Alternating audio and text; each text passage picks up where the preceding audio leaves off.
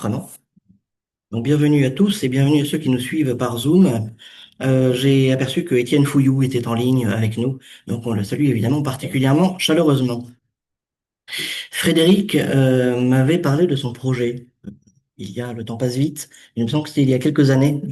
En tout cas, c'était voilà, il y a un moment, et nous en avions reparlé à l'occasion d'une soutenance de thèse à Reims. Le livre allait sortir. Il est donc paru au mois de septembre et je suis ravi d'avoir pu insérer ce petit livre dans le programme des rencontres de l'IRER. Quelques retours reçus en réponse à l'invitation envoyée m'ont fait comprendre que l'un des personnages principaux de cette étude, le jésuite Aimé Duval, restait connu à l'instar de Sœur Sourire. J'ai pas réussi, j'ai pas eu le temps je cherchais quel était le nom du prêtre chantant dans La vie est un long fleuve tranquille, mais voilà, visiblement le père Aimé Duval était un peu dans le même genre, peut-être que d'ailleurs il a inspiré le personnage du prêtre en question qui chante de manière très très particulière. Et je dois la vérité, et malgré l'attachement que j'ai pour les frères prêcheurs, de dire que le dominicain Maurice Coccagnac m'était parfaitement inconnu. Voilà. En fait, avec ce livre, donc c'est 232 pages, hein, si j'ai bien noté, des petits chapitres qui rendent la lecture extrêmement agréable. Le style de Frédéric, pour ne pas changer, est toujours très agréable à lire, très vivant.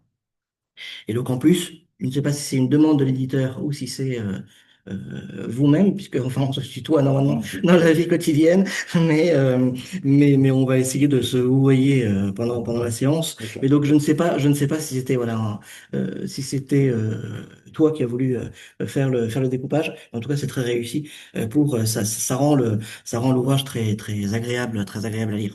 J'ai vu un commentaire sur Amazon, voilà, indiquant, oh là là, mais c'est pas une biographie.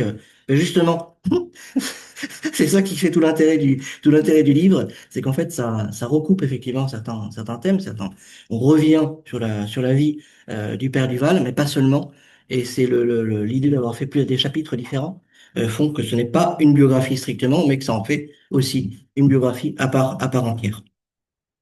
Avec ce livre, toute l'introduction, je recommande véritablement, revient en fait sur cette forme d'apostolat particulière qu'a été le prêtre chanteur, vous dites, après les années d'action catholique, en tout cas, il y a eu différentes formes d'apostolat, et on en arrive dans les années 50-60 à cette forme d'apostolat particulière qui a été le prêtre chanteur, regardé par l'Église avec une certaine méfiance, en tout cas une certaine ambivalence dans le rapport avec les autorités ecclésiales, et notamment à cause du statut de la musique. Euh, voilà. Est-ce que les concerts peuvent avoir lieu dans les églises? Qu'est-ce qu'on a le droit de chanter dans les églises? Et qu'est-ce qu'un prêtre, surtout, a le droit de chanter? Est-ce que c'est uniquement le ministre du Christ ou il peut, voilà, avec la particularité des dominicains, qui sont des frères prêcheurs et qui ont chacun toujours, enfin, a eu une vocation particulière. Brassens parlait du père Aimé Duval comme étant la calotte chantante. Voilà, je pourrais voilà citer, il m'autorise à dire le mot de Cambronne, et lui a droit de chanter Amen. C'est donc une décennie, et même un peu plus largement, de cette forme d'apostolat qui se termine dans des conditions particulières, mais sur lesquelles vous allez revenir tout au long de cette séance, donc que vous allez nous faire connaître. Le Père Duval, 1918, mort à Metz en 1984. Un prêtre messin m'expliquait qu'il avait été enterré pratiquement dans le lieu qui était invité, c'est le père Bruno Gonçalves hein, qui enseigne à l'Institut catholique de Paris, et me disait qu'il avait, à la fin de sa vie, ou plutôt vers la fin de sa vie, voilà, publié un livre sous pseudonyme qui pouvait être extrêmement utile pour tous ceux qui étaient tentés par l'alcoolisme, ce qui donne voilà une idée de ce qu'a été aussi le parcours d'Aimé Duval. Quelques mots de présentation. Sorry. Quelques mots simplement de présentation sur les conférenciers de ce soir, même si tout le monde les connaît, ou en tout cas la plupart d'entre vous. D'abord, le héros de ce soir, hein, Frédéric Guzelot, qui est donc spécialiste du catholicisme à l'époque contemporaine, sur le 19e, 20e siècle. Il a écrit sur le prêtre dans la littérature. On parlait de Lourdes tout à l'heure, tout dernièrement, hein, voilà. Et puis, vous êtes donc professeur d'histoire contemporaine à l'Université de Reims et membre du CERIC, le Centre d'études et de recherche en histoire culturelle. Et quant à Denis Pelletier, à ma gauche, non, j'ai un peu honte d'avoir à vous présenter, mais donc vous êtes directeur de recherche honoraire, hein, voilà, et Émérite, moi, émérite, peut-être pas ah content voilà, trop vite. émérite, pardon, voilà, je confonds toujours, et donc professeur à l'École pratique des hautes études, membre du groupe de sociologie, enfin sur les religions et la laïcité, le GSRL, et puis auteur de un certain nombre de publications sur l'histoire du catholicisme contemporain, la crise catholique notamment. Et puis, il me semblait que oui, c'est ça, à la gauche du Père. C'est bien vous qui l'avez Non, à co-dirigé. la gauche du À Christ. la gauche du Christ et à la droite du Père, voilà. Voilà, c'est ça. À la gauche du Le Christ, que gars vous qui avez, a rien voilà, fait à la droite du exactement, Père. voilà, que vous avez co-dirigé et vous nous faites l'amitié de venir autant que possible aux séances de l'IRR. Et donc, je vous remercie chaleureusement. Donc, et pour ceux qui ne viennent pour la première fois à ces séances, deux parties. Une première partie, Frédéric va présenter son livre, ensuite Denis interviendra, et dans la deuxième heure, vous aurez la possibilité, et surtout j'attends avec impatience vos questions. N'hésitez pas à poser des questions, je le redis pour les étudiants qui sont présents. Il y a toujours une première fois, et il n'y a jamais de questions bêtes. Les conférenciers sont là pour vous répondre. Et chacun commence dans la recherche à un moment ou à un autre. Donc, n'hésitez pas à poser des questions. Par contre, oui, la chose, c'est que posez bien des questions courtes pour avoir des réponses qui soient plus longues. Voilà, merci beaucoup. Alors, ah oui, hein. J'espère que ça va être vu à l'écran. C'est vu. Voilà. C'est parfait. Alors, merci Martin. Bonsoir à toutes et à tous. Je voudrais d'abord rassurer une bonne partie d'entre vous, je ne chanterai pas. Donc, n'ayez pas d'inquiétude. J'en suis bien incapable de toute façon. Même si Aimé Duval elle était un mauvais chanteur sur le plan de la voix, preuve qu'on peut faire donc carrière en chantant assez mal. Mais ça ne sera pas mon cas. Alors, en effet, c'est pas une biographie, cet ouvrage, c'est une tentative d'approche de ce qui a été un mouvement euh, à la fin des années 50 et au début des années 60, où plusieurs religieux, un jésuite, un franciscain, un dominicain et une dominicaine, ont choisi d'évoquer la figure de Jésus, évoquer Dieu, mais surtout en fait la figure de Jésus, sur des scènes qui étaient des scènes publiques, des scènes laïques, et non pas dans le cadre d'un lieu de culte. D'ailleurs, Satan en avait parfaitement conscience, hein, puisque, comme l'indique cette caricature de Roger Sam, publiée le 24 mai 1962, hein, et qui représente donc de dos le père Aimé Duval en train de chanter, vous noterez la faiblesse de son appareil scénique, hein, il a juste un tabouret sur lequel il appuie son pied et un micro.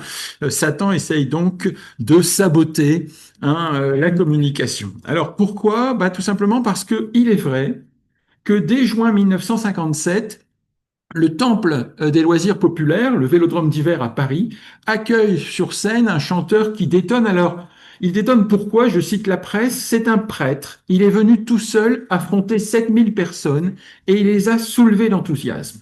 Pour la première fois, un homme vêtu d'une soutane est venu chanter au Veldiv. Cette épreuve sportive, si imprévue qu'elle soit, a été brillamment gagnée parce que sa foi est chantante, simple, parce que du mal ne peut naître que du bien.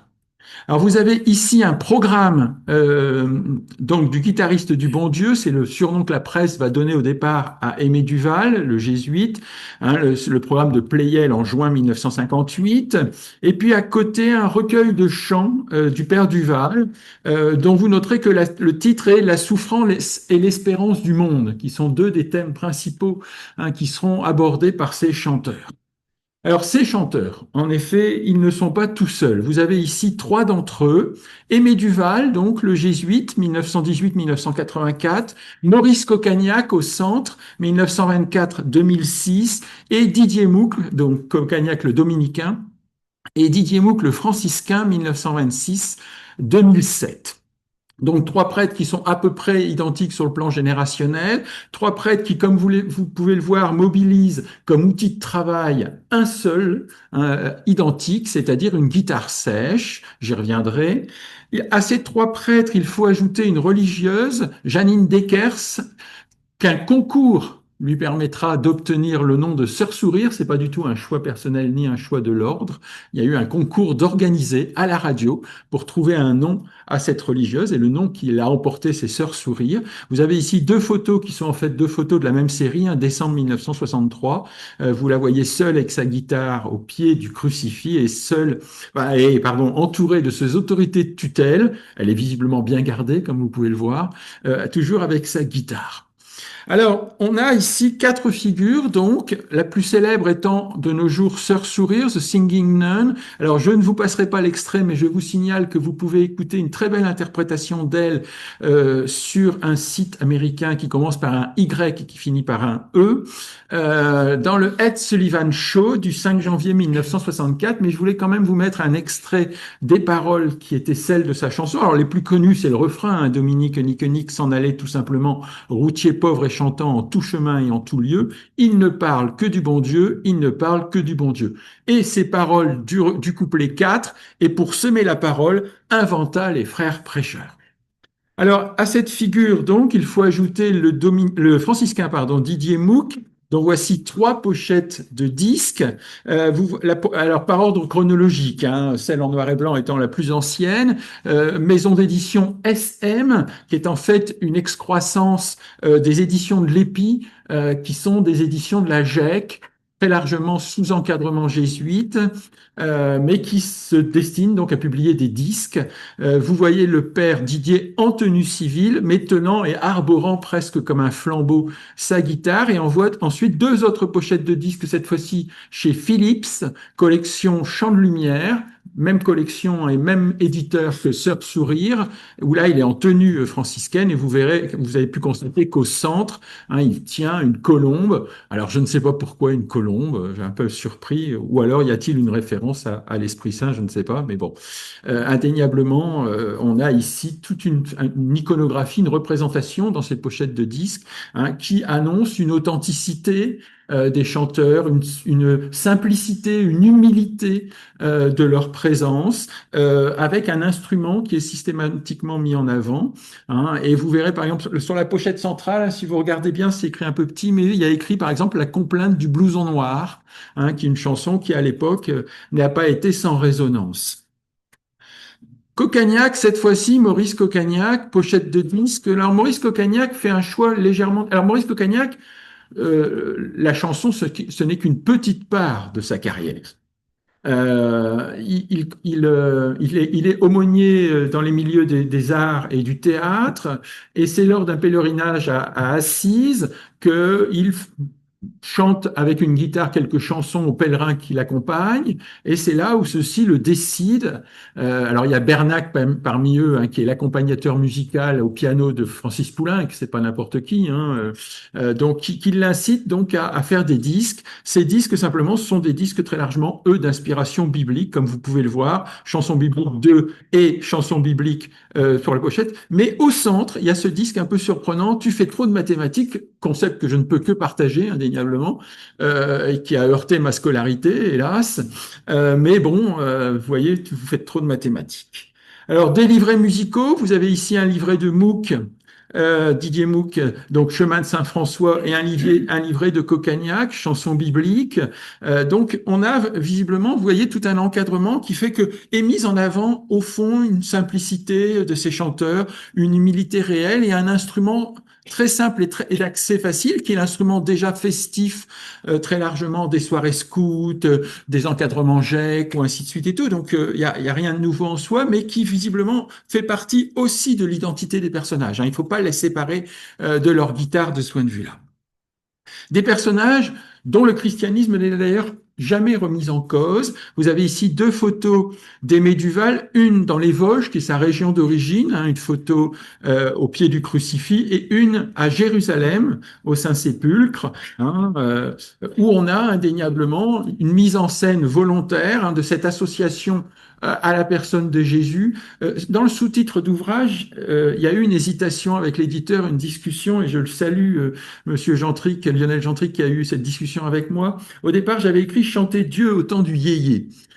Et puis en fait, on a eu une discussion, un débat parce que ça me tracassait. Je trouvais que ça n'allait pas, entre guillemets. Il y a quelque chose qui n'allait pas. Et je lui ai proposé chanter Jésus au temps du yéyé. Et il m'a tout de suite dit oui. J'en étais très content parce qu'on arrivait quand même à la fin un peu du tapuscrit, donc un peu juste avant l'édition. Et on se dit toujours, mince, est-ce qu'on peut changer quelque chose? Et il a dit oui. Et je l'en remercie. Vous avez ici 3 pochettes de disques d'Aimé Duval, et je voudrais m'arrêter quelques instants dessus parce qu'elles disent bien quelque chose du parcours de ces chanteurs. La première pochette, Aimé Duval, édition SM, que j'ai déjà évoqué, donc on est dans des éditions chrétiennes qui sont la part musicale des éditions de l'Épi, et dans l'inscription GEC. Les éditions de l'Épi ont été, j'allais dire, construites, fabriquées à la sortie de la guerre, à la libération, pour publier des livres qui ne trouvaient pas, en fait, de débouchés chez des éditeurs laïcs. Hein, donc volontairement, c'est une maison d'édition qui se donne pour but de publier des ouvrages religieux qui, de toute façon, n'auraient pas trouvé de débouché sinon de publication. Et elle adopte une branche musicale qui seront les éditions SM. Vous pouvez le constater sur cette première pochette, nous n'avons pas le visage du chanteur. Nous avons l'instrument qui est mis en avant et le titre Seigneur, mon ami. Donc c'est bien le message et le média qui sert à transmettre ce message, la guitare, la musique qui est mise en avant. Dans la deuxième pochette, on est chez Bel Air cette fois-ci. Le Père Duval, on a la photo du chanteur, son instrument, un certain nombre de titres de chansons, Plus beau que le ciel, Il y avait beaucoup de monde, Fils de la terre, Balle dans le ventre, qui est une chanson antimilitariste. Et on a un éditeur qui peut vous surprendre parce que vous ne le connaissez certainement pas ou peu, qui s'appelle Bel Air. En fait, Bel Air, c'est une création de la maison Barclays. Parce qu'il était impossible de publier Duval immédiatement sous la signature Barclays. Hein. Barclays avait déjà une réputation sulfureuse à l'époque, hein, pour ceux qui l'ont connu de son vivant ultérieurement. Il n'était donc pas possible de publier le père Duval sous la signature Barclays. Donc, Barclays crée une mini maison d'édition Bel Air spéciale Duval en quelque sorte, hein, et qui sortira les disques de Duval. Mais vous voyez bien, il signe chez Barclays, tout comme Mook et Sœur Sourire signent chez Philips. C'est-à-dire que les majors de l'époque, hein, comme on disait, donc les grandes maisons de disques, signent ces chanteurs. Et la dernière pochette, Le Père Duval, un homme à souliers, il ne tient qu'à vous, il y a un temps, paix sur la terre, elle est cette fois-ci totalement Barclays, avec la signature Barclays tout en bas de la pochette de disque. Hein. Alors, il faut savoir, pour la petite histoire, que peu après ce disque, Barclays divorcera de sa première épouse. Hein, et à ce moment-là, je pense que l'homme d'affaires n'avait pas complètement emporté sur l'homme de cœur. Il avait fait un mauvais contrat de mariage, c'est-à-dire qu'il devait partager la totalité de ses biens avec son épouse. Ne vous inquiétez pas, plus tard, il aura compris, ça ne lui arrivera plus. Donc pour les 3 épouses successives. Mais pour la première, pas de chance, il n'avait pas fait le bon contrat, donc il est obligé de partager sa maison de disques en deux, 50-50, sauf que, faites-lui confiance, il lui refile tous ceux qui n'ont plus de succès, dont le père Duval, qui se retrouve donc chez Madame Barclays, mais à un moment où, il faut bien le dire, sa carrière musicale a connu des aléas et des difficultés importantes. Je vous ai mis cette chanson qui est peut-être la plus célèbre. Qu'est-ce que j'ai dans ma petite tête du Père Duval, à rêver comme ça le soir d'un éternel jour de fête, d'un grand ciel que je voudrais voir. Hein, et j'ai mis un petit peu en plus gras le vers final en quelque sorte. Et voici que Jésus m'a surpris. Que fais-tu là à m'attendre, mon ami? Ton ciel se fera sur terre avec tes bras. Hein. Et je pense qu'il y a là un élément important du succès de ces chanteurs au tournant des années 50 et 1960, c'est qu'ils ne chantent pas d'attendre le paradis. Ils chantent que celui-ci, que la Jérusalem céleste peut commencer à se réaliser en Jérusalem terrestre. Hein, et que pour cela, il faut prendre, entre guillemets, son énergie et sa force avec soi et se consacrer, en quelque sorte, à changer le monde et en changeant le monde, à réaliser en partie la Jérusalem sur terre avant d'accéder à la Jérusalem céleste. D'ailleurs, Duval se fera à un moment tapé sur les doigts par son provincial à l'époque. Hein, il y a plusieurs provinces jésuites en France, et en particulier il y a une province de Champagne qui comprend la Belgique et l'est de la France. Donc son provincial est installé à Reims et comme Duval est entre Nancy et Metz, ils s'écrivent énormément et l'historien en est évidemment très heureux, hein, parce que si c'était beaucoup téléphoné, il en resterait beaucoup moins de traces. Ça c'est un vrai problème. Et dans une des lettres, le provincial signale à Duval, après un voyage en Suisse, qu'il a été dénoncé par un chanoine local. Il ne faut jamais faire confiance à un Suisse, c'est bien connu. Et donc, appréciation toute personnelle, hein, ils font un excellent chocolat. Donc, il a été dénoncé et il a été dénoncé comme quoi il aurait dit qu'il n'y a personne en enfer, en fait. Que l'enfer est vide, que c'est juste un élément pour faire peur aux fidèles, mais que surtout, il faut surtout abandonner cette idée de l'enfer. Il n'y a personne en enfer parce que Jésus est amour, parce que Dieu est amour, et que donc il n'y a aucune raison qu'il y ait quelqu'un en enfer. Alors, Duval nie dans la lettre suivante avoir dit ça, ou alors s'il a dit quelque chose d'approchant, ça a été sorti du contexte, hein, inévitablement, et ainsi de suite, et explique que bon, on peut pas se fonder sur une phrase pour dire. En fait, c'est ce qu'il pense fondamentalement, et c'est le message de ces chanteurs. C'est l'amour qui prime, c'est l'amour des hommes, c'est l'amour de la terre, c'est l'amour d'un monde de justice, et c'est l'amour d'un monde de paix. Hein, tous ces chanteurs sont des pacifistes. Euh, Janine Deckers, quand elle aura quitté les ordres, chantera pour la paix au Vietnam, dans un des grands concerts parisiens sur la paix au Vietnam. Euh, euh, Duval tient un concert à Bastia en Corse, il envoie un message contre la guerre d'Algérie, qui se tient de l'autre côté en quelque sorte de la Méditerranée. Hein. Balle dans le ventre, c'est une chanson antimilitariste, hein, à tous les... Alors, ces chanteurs ont un vrai succès. Ils vendent des milliers de disques, hein, Aimé Duval en particulier, et ils subissent la vie d'une vedette. Vous avez ici Aimé Duval, vous pouvez le voir ici avec sa guitare, hein, submergé par ses fans, concert parisien. Fans qui d'ailleurs rompent le service d'ordre. Hein, la police ne parvient pas à contenir la foule qui veut accéder à la salle de concert. Salle de concert dont je le rappelle, c'est très important pour ces prêtres chanteurs. Il n'y a pas le décorum du concert chez eux. Vous avez ici deux photos de Didier Mouck au concert du Gaumont Palace de 65 et une photo de Duval à un concert de 61. Comme vous pouvez le voir, ce qu'ils ont à côté d'eux, c'est un tabouret ou une chaise sur lequel, en fait, ils posent leurs pieds, ils posent leurs affaires, mais c'est tout. Ils ont une guitare, un micro, et voilà. Il n'y a pas de levée de rideau. Par exemple, Duval refuse les levées de rideau. Non, hein, il ne veut pas dans le spectacle qu'il y ait de levée de rideau, donc il n'y a pas de levée de rideau. C'est la même chose pour Coccagnac. Vous avez ici une photo d'un concert en Allemagne. Comme vous pouvez le voir, il a sa guitare, un petit emplacement. Non, non, je vous en prie, allez-y. Merci d'être venu déjà. Et c'est tout. Hein. Donc c'est vraiment une musique qui se veut authentique, livrée directement à la foule. On a des enregistrements publics, hein, de Mouk et de Coccagnac et de Duval. Ils font participer énormément le public. Ils l'interpellent, ils commentent toutes les chansons. C'est-à-dire qu'en fait, ils introduisent les chansons pour les expliquer religieusement. Hein, d'autant que beaucoup d'entre elles pourraient être, j'allais dire, lues telles quelles, et on voit pas bien trop la référence, entre guillemets, évangélique, si on n'a pas un peu de connaissance, j'allais dire, des évangiles eux-mêmes. Donc il y a toujours un commentaire qui accompagne. Il y a toujours la volonté de faire chanter les gens. Duval va, par exemple, commencer la chanson, continuer la musique et demander au public de chanter. Et ça marche. Hein, quand on écoute les enregistrements publics, quand il y a eu des grandes 33 tours de publiés, ça marche, ça fonctionne, la foule suit. Hein, il y a un vrai enthousiasme de ce point de vue-là. Une foule extrêmement nombreuse. Pardon, je fais marche arrière. Voici deux salles de concert de Duval, totalement remplies. Alors, petite nuance, comme vous pouvez le voir, les spectateurs sont assis.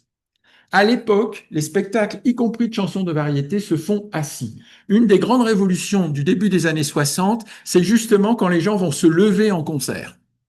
Et le contraste que va offrir Duval, Coccagnac, Mouk, Sœur Sourire avec les chanteurs comme Vince Taylor ou comme Johnny Hallyday ou ainsi de suite et tout, c'est que justement leur public reste assis là où chez Vince Taylor, par exemple, il se lève et il se lève jusqu'à arracher les fauteuils des salles de spectacle. Hein, et ça fera partie du scandale, entre guillemets, de cette jeunesse supposée être en révolte, parce que quand elle écoute les concerts de rock dans lesquels elle s'inscrit, elle se lève pour s'agiter, pour danser, et elle arrache les fauteuils des salles de concert.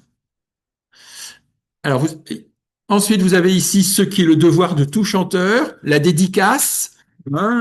Pour Aimé Duval et les émissions de télévision. Alors vous avez l'émission de télévision qui a fait rencontrer Georges Brassens et Aimé Duval, une émission de télévision qu'on peut regarder sur le site de l'INA au demeurant et qui a très bien fonctionné. Les deux hommes se sont très bien entendus.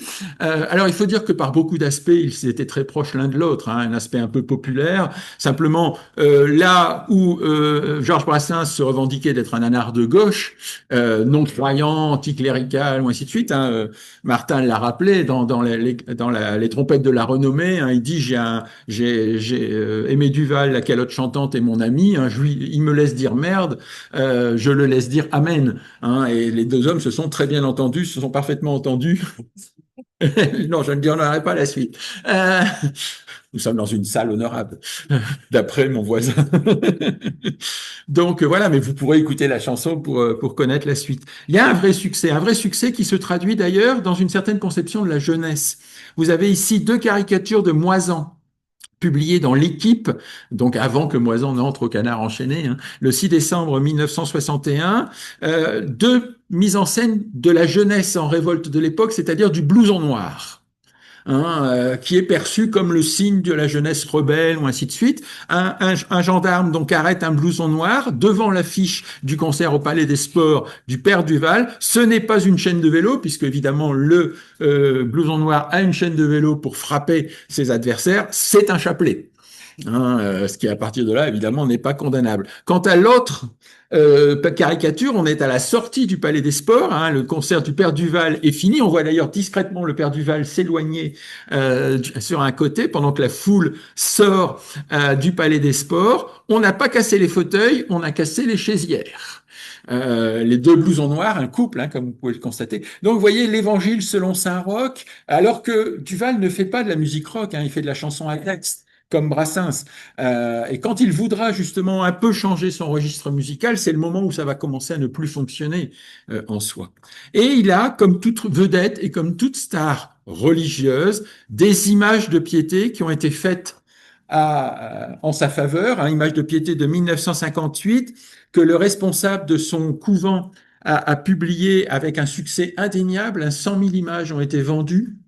J'ai le chiffre du bénéfice, mais je ne me rappelle plus par cœur. Et il écrit donc au provincial, le responsable de son couvent, en disant, bon, voilà, la première série a super bien marché et tout, je propose que nous en fassions une seconde. Et son provincial, à ce moment-là, lui répond, non.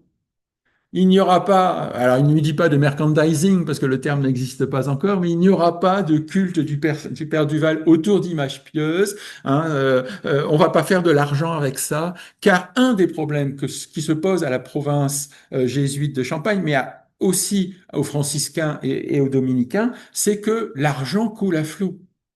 Le succès est phénoménal.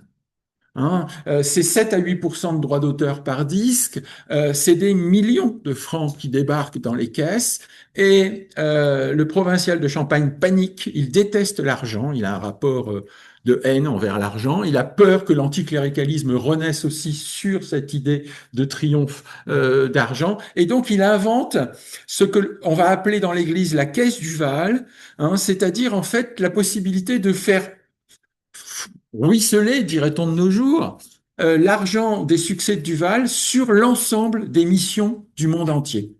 Et alors là, le provincial de Champagne va découvrir ce qu'est un gagnant du loto, c'est-à-dire quelqu'un qui se découvre d'un seul coup une famille extrêmement nombreuse et nécessiteuse.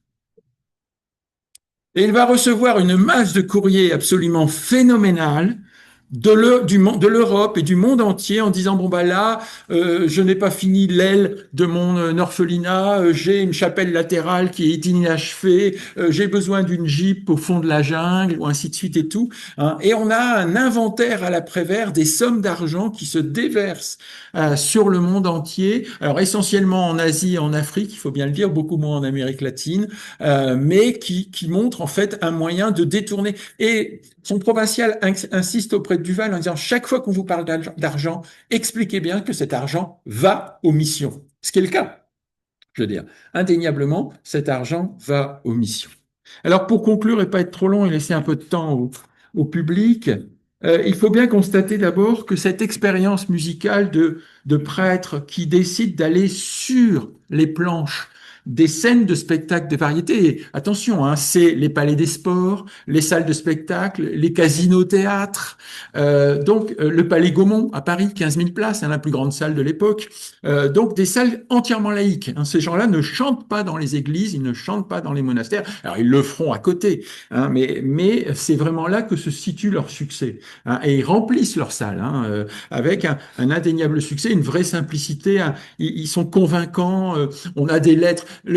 Le provincial qui veut garder absolument son chanteur jésuite à l'œil demande à tous les responsables d'évêchés, à tous les diocèses dans lesquels Duval va chanter, de lui faire un petit rapport après, de lui faire un petit courrier en disant comment ça s'est passé, et ainsi de suite. Et tout. Il a des lettres, mais dithyrambiques, qui sont absolument étonnants, quoi. Je veux dire, avec une idée, c'est cet apostolat fonctionne.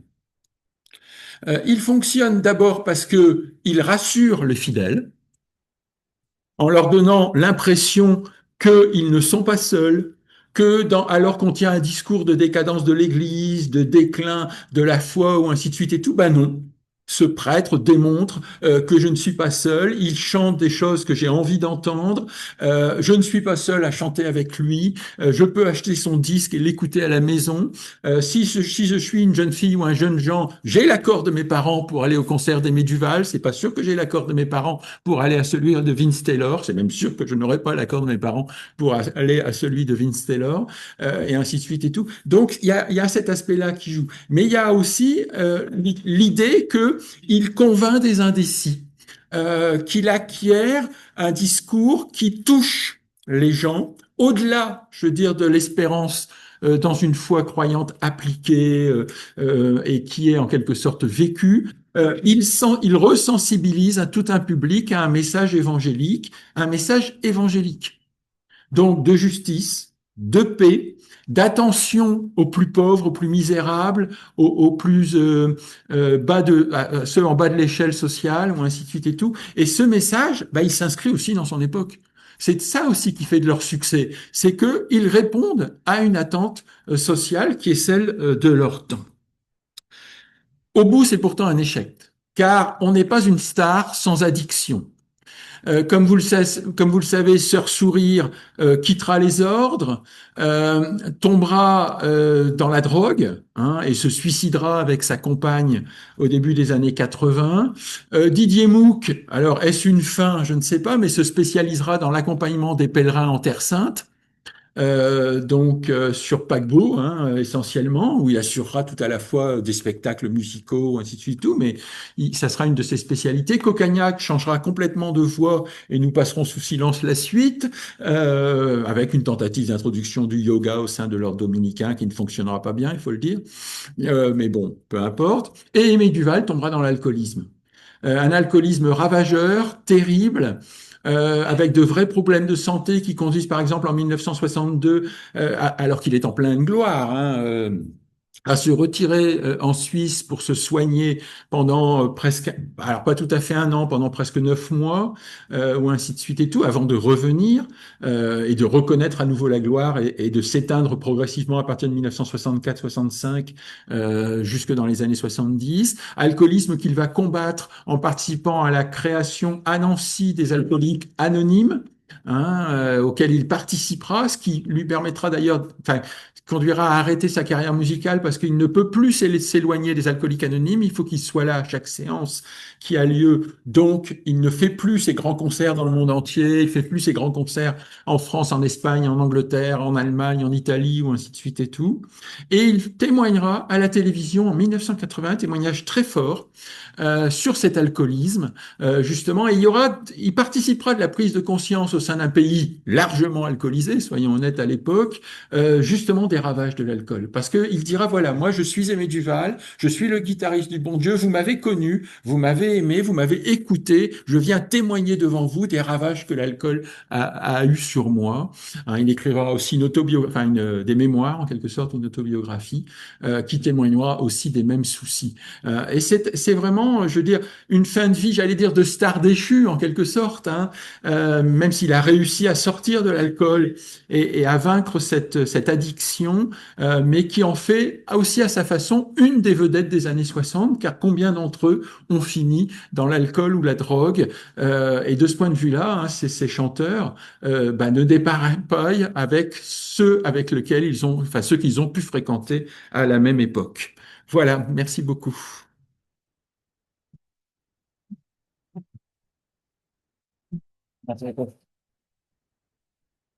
Merci beaucoup, Frédéric.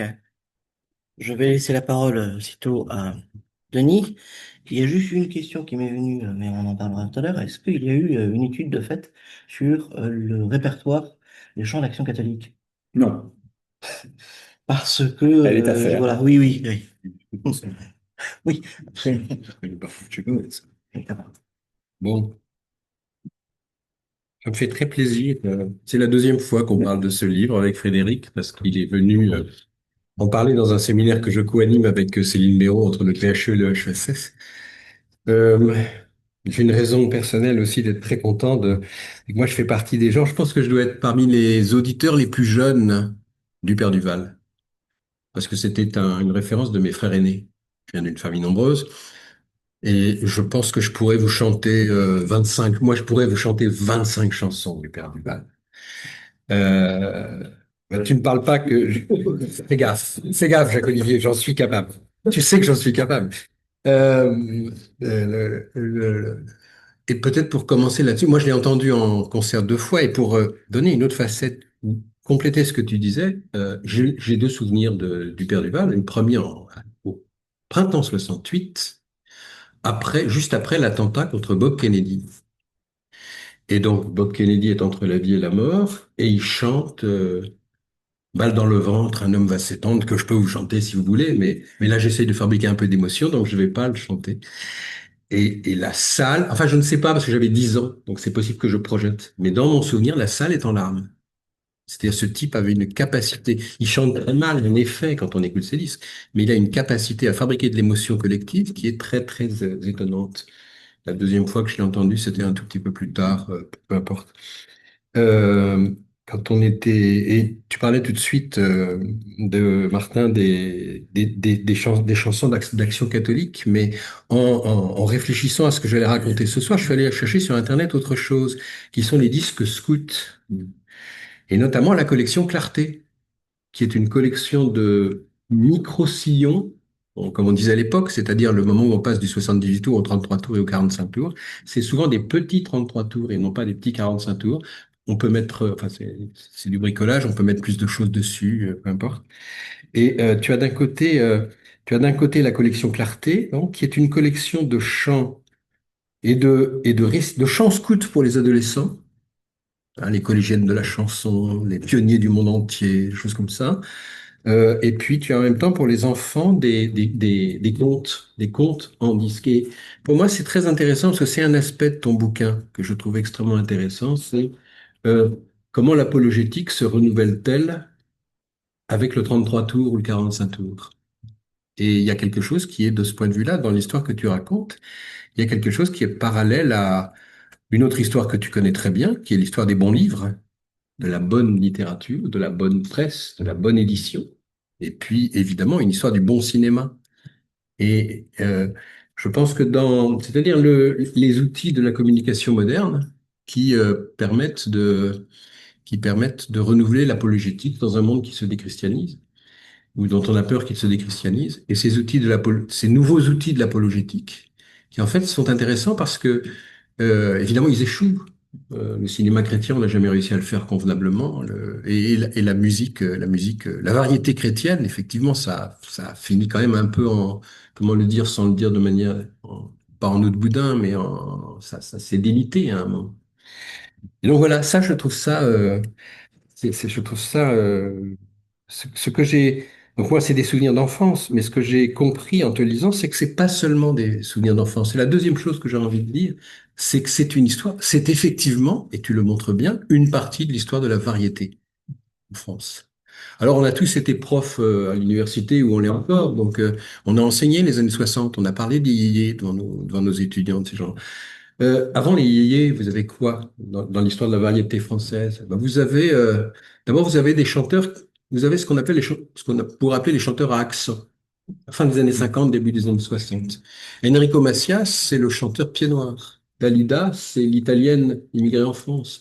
Beko, c'est le chanteur du Midi avec son accent. Et il y a tout au long des marchés de Provence, tant de filles aux jolies, tant de filles aux jolies. Et ainsi de suite. On pourrait continuer les accents. Et les personnages, Tino Rossi, c'est la Corse, Luis Mariano, c'est l'Espagne, l'Espagne en France, Tino Rossi, la Corse en France, enfin sur le continent. Donc il y a ce type de chanson.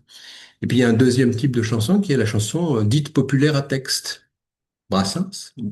Et oui, la relation entre Brassens et Duval, elle est intéressante parce que c'est une relation... Duval fonctionne très très bien avec l'anticléricalisme plutôt gentil de Brassens. L'anticléricalisme de Brassens est plutôt gentil, sans le latin, la messe nous emmerde, ça mange pas trop de pain quand même, c'est plus tard, c'est en 76, mais il y en a quelques autres. Et ça fonctionne assez bien. Mais pour moi, la chanson populaire, de qualité, comme on disait à l'époque, c'est Brel. Et l'homme le plus proche pour moi de Duval, de ce point de vue-là, mais on en avait discuté une fois, c'est peut-être le jeune Jacques Brel, dont les chansons sont des chansons vraiment très marquées par la culture catholique. Hein. Et Duval s'inscrit là-dedans. Et je pense il y a un troisième type de chanson que j'avais jamais pensé. C'est vraiment en lisant ton livre que j'y ai pensé. C'est parce que Duval, il s'inscrit très bien dans la chanson populaire à texte. On pourrait l'inscrire dans la chanson à accent en disant qu'il a l'accent curé. Il a l'accent catholique. Ça pourrait marcher. Mais non, il y a une troisième type de chanson auquel j'avais pas pensé, qui est la chanson engagée. Et la chanson engagée, fin des années 50, début des années 60, c'est pas encore Léo Ferré. Léo Ferré, il s'est engagé plus tard. Léo Ferré, à ce moment-là, il est dans la chanson populaire de qualité. Mais c'est Mouloudji, c'est Juliette Gréco, c'est ces gens-là. C'est le quartier latin, c'est Montmartre, c'est les existentialistes, c'est cette chose-là qui font de la chanson engagée. C'est Boris Vian. Et Duval, il est à la rencontre entre chansons engagées, chansons populaires de qualité. Et ces gens-là, donc vous pouvez l'inscrire, moi c'est ça qui m'a frappé en te lisant, on peut l'inscrire vraiment dans une histoire de la variété. Et en effet, il y avait des milliers de personnes qui venaient l'écouter. Et ces gens-là se prennent à un moment, tous, dans la figure, l'arrivée du yéyé. C'est-à-dire, quand l'amour s'en va, que tout est fini, dadou ron ron, dadou ron ron. Ne pleurez pas après tout tant pis, oui, mon amour est mort, oui, bien sûr, j'ai eu tort, oui, j'aimerais encore, dadou ron ron. Et ils se prennent ça dans la figure. Et tu disais, ils se prennent des gens qui se mettent à se lever. Et là, toute cette chanson-là se trouve mise en difficulté dans les années 60. Il y a ceux qui s'en sortent, il y a ceux qui s'en sortent pas. Et pour plein de raisons, la chanson Catho ne s'en sort pas. Aussi parce que le catholicisme est en train de sortir de la société française, en quelque sorte. Mais je trouve que là, dans ton bouquin, il y a quelque chose de très intéressant parce qu'on peut l'inscrire vraiment dans une histoire de la variété. Et ça, je l'avais pas pensé. Moi, je l'avais pas pensé avant de te lire. On peut vraiment inscrire Duval dans une histoire de la variété.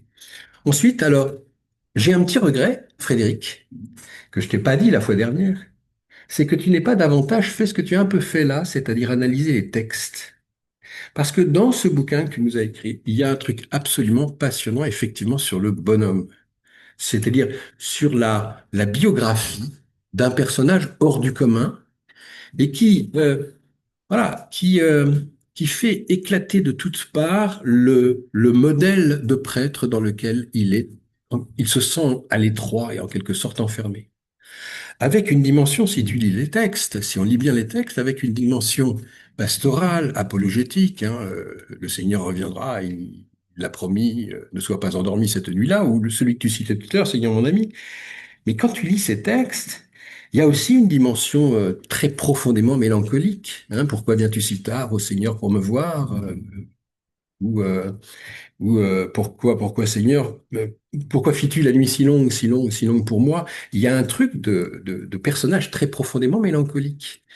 Et ce rapport entre la figure de la mélancolie et la figure de l'engagement dans une institution qui est trop étroite pour lui, je le trouve très intéressant parce que ça lui donne une vraie épaisseur et ça donne une épaisseur à cet itinéraire dont tu as bien parlé, qui tourne mal, comme plein d'itinéraires de chanteurs, mais qui tourne mal sur un mode clérical. Et tout de même, il n'y a pas beaucoup de prêtres, hein.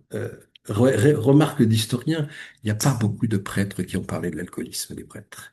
Il n'y en a pas beaucoup qui ont témoigné, j'en connais, hein, mais il n'y en a pas beaucoup qui ont témoigné.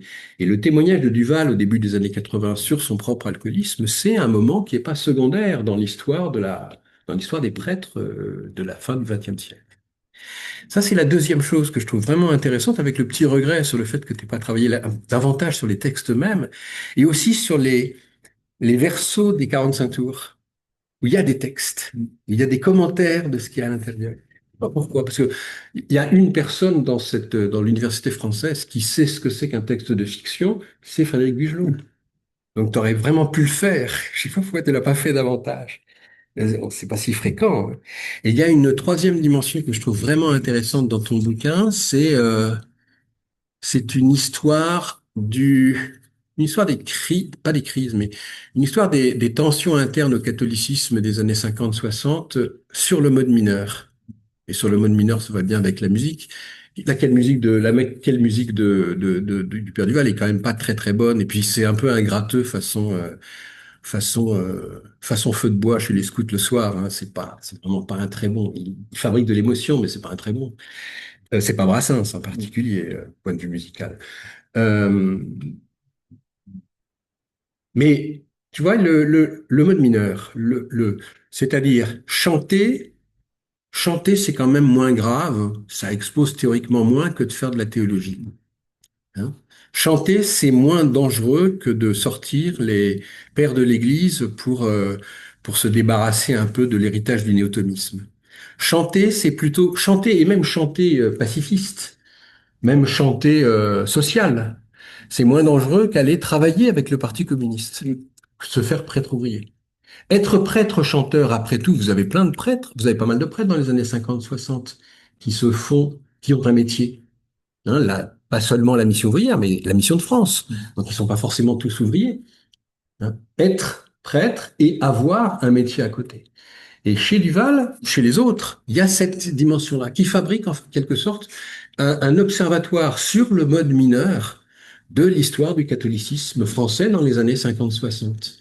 Avec tout, la déconfessionnalisation, à travers en particulier les textes, ou oui, moi ce qui me frappe, les trois 45 tours que tu nous as montrés, eh ben c'est une histoire de la déconfessionnalisation. La, la, la, le- la maquette est de moins en moins confessionnelle. C'est une histoire de la déconfessionnalisation sur un mode cool, en quelque sorte, hein, sur un mode tranquille. Euh, et on pourrait comme ça, il y a une dimension d'apologétique qui est très très forte, il y a une dimension de réflexion missionnaire. Quelle mission remplit le Père Duval? Et euh, voilà, tu le dis toi-même, il est dans la tradition des cathos de gauche, dans la tradition catholique de gauche, mais de manière prudente, enfin non pas de manière prudente, avec un pas de côté. Et ce pas de côté est à la fois ce qui lui permet de faire ce qu'il fait, et en même temps pose d'autres problèmes à l'institution. Et ce qui frappe, c'est à quel point l'institution, donc en l'occurrence la compagnie de Jésus, qui est pourtant une compagnie plutôt intelligente, et qui sait gérer ses déviants, qui sait gérer les gens qui vivent pas selon les normes de la compagnie de Jésus. On en a plein d'exemples. Là, ils ont vraiment du mal. Alors, ils ont vraiment du mal parce qu'ils sont confrontés à l'argent et qu'ils aiment pas ça. Hein, n'oublions pas que dans l'histoire des prêtres ouvriers, la question de l'argent est absolument, est pas du tout secondaire. Et puis ils sont confrontés ben voilà, à la prise d'autonomie, c'est-à-dire, ben ouais, quand tu signes des autographes, il y a des filles. hein. Puis quand tu signes des autographes, tu es au milieu de jeunes gens, donc de temps en temps, tu leur causes comme à des jeunes gens. Et donc tu peux leur dire, ben ouais, c'est pas exclu que en enfer, il n'y a pas grand monde finalement, je vous rassure. Puis de temps en temps, ils te filent une clope, donc tu fumes. Et t'es un prêtre. Et donc on voit, et il le montre très bien, Frédéric, on voit les supérieurs lui dire, mais vous n'avez pas à fumer, en tant que prêtre, vous n'avez pas à fumer. Et voilà, on voit aussi cette institution qui est profondément gênée aux entournures, qui peut pas condamner, parce que c'est pas condamnable, mais qui est tellement gênée aux entournures, et qui finalement, il faudrait finir là-dessus, sera pas mécontente que ça tourne mal. Et il y a quand même des moments, il y a quand même quelques échanges que tu as repérés entre Père Duval et ses supérieurs où il y a un petit côté bien fait pour vous, qui est moyennement sympathique, j'ai envie de dire. Et moyennement sympathique de la. Mais voilà, je trouve tu vois, moi j'aime beaucoup ce bouquin parce que j'aime bien ce bouquin, j'aime bien tes bouquins en général, hein. J'aime beaucoup ce bouquin parce que je trouve que la rencontre que tu y as fabriquée entre, encore une fois, une histoire de la variété, c'est-à-dire une histoire des jeunes gens, des goûts des jeunes gens, hein, dans les années 50-60. Et puis une histoire du catholicisme pris là-dedans. Cette rencontre-là, je la trouve extrêmement intéressante. Et donc merci Frédéric et merci Martin de m'avoir donné l'occasion d'en parler devant un public de choix. Merci beaucoup, Denis. Frédéric, si tu veux dire deux mots. Oui, encore plus de louanges, s'il vous plaît. Je suis sympa, hein. Voilà, toujours bon à prendre, hein, surtout dans le monde qui est le nôtre. Non, alors, plusieurs petites choses. C'est vrai que sur les textes, ça je le reconnais, j'ai peu étudié les textes des chansons, je veux dire, et que ça a été un choix au départ. Je me suis posé la question, je me suis dit, mais alors, ça revient à la question que m'avait posée Martin au départ. J'ai voulu vraiment faire un livre. Euh, Pas long, pas lourd, pas dense, pas trop, où j'avais autant de plaisir, j'allais dire, à travailler. C'est 3 ans de travail, hein, cet ouvrage. Euh, donc c'est pas rien, je veux dire. Mais je voulais que ce soit vraiment un livre. Alors c'est pas une question d'accessibilité du tout, mais un livre dans lequel on avait plaisir entre guillemets à suivre cette aventure de ces prêtres chanteurs, parce qu'a priori c'est un sujet franchement. On pourrait me dire, mais pourquoi s'intéresser à ces prêtres chanteurs au tournant des années 50, 1960? C'est à peine s'ils sont encore écoutés de nos jours, et ainsi de suite et tout. Mais c'est parce que justement, comme tu l'as dit, Denis, c'était aussi pour moi un moyen de voir comment confronter à une jeunesse qui changeait entièrement le rapport qu'elle avait à la société, c'est-à-dire à la fois à l'autorité, mais aussi à la tradition et à la transmission. C'était un moyen, et c'est pour ça que j'adore le mot mode mineur, parce que c'est exactement ça. J'ai voulu écrire quelque chose en mode mineur qui posait d'une autre façon cette question qu'on se pose, enfin ce qu'on se pose tous en tant qu'historiens du XXe siècle. Pourquoi y a-t-il eu rupture de transmission? Au fond. Qu'est-ce qui fait que cette transmission ne s'est plus faite, en tout cas ne s'est plus faite de la même façon, et que pour moi, ce qui pouvait sembler mineur, la variété c'est quelque chose qu'on écoute, ça vous enthousiasme, et puis un mois après on a chanté, on a changé de chanteur favori, on a changé de chanson favorite. D'ailleurs, remarquez à quel point maintenant, au fond, le passage par les plateformes, vous achetez une chanson pour un temps donné. Vous ne conservez plus un support. Avant, on achetait des disques ou des CD, et d'ailleurs parfois pour ne jamais les réécouter, il faut bien le reconnaître. Mais on se disait, ou une cassette vidéo, où on se disait, ou un CD ou un DVD, on se disait bon bah je le regarderai encore une fois, je le regarde ou je l'écouterai encore une fois et tout. Maintenant, le passage par les plateformes, qu'elles soient musicales ou cinématographiques, c'est vous le regardez et 4 mois, 5 mois plus tard, vous ne pouvez plus ni l'écouter, ni le regarder. Et pour la variété, c'est pas grave parce que vous aurez changé de toute façon de goût et d'envie. Donc là, il y avait vraiment s'intéresser à cette mutation à travers là. Et c'est pourquoi je suis tout à fait d'accord. Ça a été un regret. D'autres me l'ont dit et ça a été un regret. J'aurais dû en effet plus étudier les chansons en soi. Par contre, j'ai étudié l'arrière des pochettes des disques. Au moins, et je le fais s'y figurer à 3 reprises dans le livre, pour une raison toute simple, c'est que au départ, ces chanteurs ont eu besoin de justifier euh, l'intervention dans le monde de la variété en s'appuyant sur des théologiens. Donc, Congar a écrit pour Sœur Sourire. Rainer a écrit sur Duval, il a écrit un texte, un assez joli texte qui s'appelle La petite chanson. Karl Rahner, donc le grand théologien jésuite autrichien, et il a écrit un texte donc, qui s'appelle La petite chanson en disant attention, c'est une petite chanson, d'accord, c'est de la variété, c'est une petite chanson. On sait que c'est pas quelque chose d'important, on sait que c'est quelque chose qui peut passer vite et tout, mais c'est pas vrai, car derrière la petite chanson, il y a quelque chose d'autre, comme tu l'as dit très justement, que la petite chanson en soi. Hein. Voilà, exactement. Exactement. Et donc là, c'est vraiment quelque chose d'important. Mais bon, je vais pas monopoliser non plus la parole. S'il y a des questions dans la salle ou des questions. Il y a un menu. Voilà, exactement. J'étais en train de me dire ça. Alors, le père Duval rapperait-il actuellement? Je ne sais pas, mais bon. Il faudrait peut-être en tout cas qu'il se pose la question de est-ce que je rappe ou je ne rappe pas? D'autres questions, d'autres remarques? Oui. Oui. Vas-y. Alors, merci beaucoup, Frédéric et Denis. Alors, moi, c'est pas Denis Duval, mais Sœur Sourire plutôt. Et donc, je porte, j'en ai soupé du Denis. Alors, deux questions. Est-ce que tu sais quel est l'illustrateur de ces images avec les paroles du Père Duval, celles qui n'ont pas été réimprimées parce qu'il ne fallait pas que ça rapporte beaucoup d'argent? Parce qu'en fait, l'iconographie me fait penser à.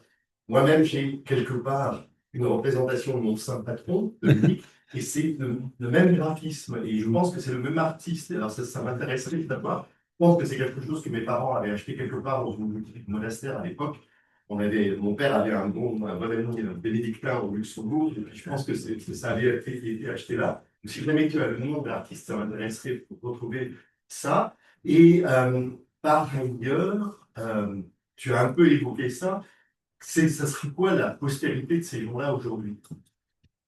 Alors là, j'ai pas avec moi le nom de l'artiste. Il faudrait que je retrouve. Il y a une lettre du père du père abbé du couvent de Nancy qui est écrit au provincial où il dit voilà, j'ai commandé ces images. Je crois, si mon souvenir est bon, mais en plus le nom n'y est pas, mais je crois que c'est une femme.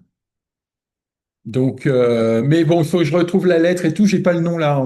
Alors la postérité. Je me suis posé la question de la postérité. En tant que prêtre chanteur, il y en a pas. Ceux qui suivent, c'est les boys bands. Enfin, si vous me passez l'expression boys band appliquée évidemment au groupe de prêtres chanteurs ultérieurs, euh, c'est des boys bands ou des sœurs bands, des sisters bands, parce qu'il y en a un ou deux, mais c'est surtout des boys bands, c'est-à-dire deux, trois prêtres qu'on réunit, qu'on fait chanter ensemble. Mais attention, ils chantent souvent dans des églises. Même quand, par exemple, le groupe le plus important qui a été promu par TF1, par Monseigneur Di Falco, qui a été créé par Monseigneur Di Falco et promu par TF1 avec avec des disques et un spectacle qui a été filmé et retransmis sur TF1. Même ce groupe-là, c'est un groupe, j'allais dire, éphémère. C'est vraiment le. Alors les boys bands ont pour excuse qu'ils vieillissent, donc à un moment ils peuvent plus chanter ensemble. Ils sont trop vieux pour ça. Les boys bands coréens, hein, par exemple, des choses comme ça et tout. Mais là, c'est vraiment c'est presque des one shot. Si vous me passez l'expression anglaise, c'est-à-dire des un coup, quoi. Ça marche une fois, puis après on arrête. Alors ils font une tournée, ils font un disque, ils font un spectacle qui est filmé, passé à la télé, mais c'est tout. Il y a assez peu de postérité de ce point de vue-là. Alors il y aura d'autres prêtres qui utiliseront la musique. Il y aura la figure de la vie est un long fleuve tranquille. Jésus revient parmi les tiens, qui a été un vrai succès, hein, qui a fait partie du succès du film, hein, aussi d'ailleurs. En soi, c'est Bochité, je crois, le nom de l'acteur, hein, c'est ça, et tout simplement génial en prêtre des années 60, 70, un peu cool avec sa guitare et tout. Enfin, on le reconnaît pleinement, quoi. C'est même tellement stéréotypé qu'on se dit c'est pas possible qu'il y en ait eu un comme ça, un vrai, je veux dire, comme ça en soi. Mais il n'y a pas eu beaucoup de postérité parce que justement, c'est l'échec et surtout, ça ne touche plus les jeunes de la même façon parce que le public a changé. La musique jeune est devenue une musique d'identité jeune. Et donc, elle n'est pas écoutée par les parents qui ne la comprennent pas, qui la condamnent, qui la trouvent brutale, violente, perturbatrice, et ainsi de suite et tout. Mais pour ces jeunes, ils s'identifient comme ça, ils se reconnaissent comme ça. Et c'est là que se situe sur le plan musical la rupture, en fait. Glorious, c'est pas la même chose non plus. Glorious chante dans les églises aussi. Est-ce que je peux intervenir sur ce point? Parce que justement, avant que monsieur intervienne sur la postérité, j'allais vous poser la question parce que le père Duval a de nombreux héritiers spirituels. Oui. Et il y a eu Noël Colombier, il y a eu Raymond Faux, il y a eu Jean-Claude Giannada, il y a eu Malik, il y a eu Joachim Simas. Oui. Et je suis étonné que vous ne les citiez pas. Oui. Parce que tous, il faut que vous le sachiez. Patrick Richard, par exemple, qui a écrit Le psaume de la création, qui est un tube. Alors, c'est dans l'Église, vous êtes d'accord. C'est pas au Palais des Sports. Ça, c'est l'une des différences. C'est plutôt intra-ecclésial. Mais tous ces chanteurs chrétiens, ils sont une quarantaine. Tous se réclament du Père Duval. Et ça, c'est un angle mort, je pense, de votre recherche. Parce que vous passez aux prêtres, les prêtres, excusez-moi, avec Di Falco, c'est une opération commerciale. C'est pas du tout dans la foulée. Là, on est vraiment dans un truc monté avec TF1. C'est absolument pas dans l'héritage du Père Duval. Parce que chez le Père Duval, il y avait quelque chose de l'ordre de Louis-Marie de Montfort, qui était de reprendre des mélodies populaires pour évangéliser, pour les prêtres. Là, c'est du commercial et c'est fait pour. Voilà. Donc, je suis un peu étonné que vous disiez qu'il n'y a pas de postérité, parce que quand on est dans l'Église catholique, on connaît un peu l'Église catholique, il y a une postérité énorme. Et le Père Duval est considéré comme le père spirituel de beaucoup d'auteurs, compositeurs chrétiens aujourd'hui, et d'ailleurs qui sont repris au cinéma. Regarde les Jean-Claude Giannada, tout le monde connaît Trouvé dans ma vie ta présence, c'est le fameux film La Colo, là, avec Trouvé dans. Donc ça veut dire qu'ils ont quand même percé au-delà de. Il y a quelque chose dans l'univers collectif, vous voyez. Donc il a beaucoup d'héritiers, Père Duval. Alors, je suis étonné que vous. Oui, non, je me pose. Oui, mais vous avez répondu en fait. Vous avez, enfin, à mes yeux, vous avez répondu à votre question. Oui. Qui est que je ne nie pas du tout qu'il a une postérité au sein de l'Église.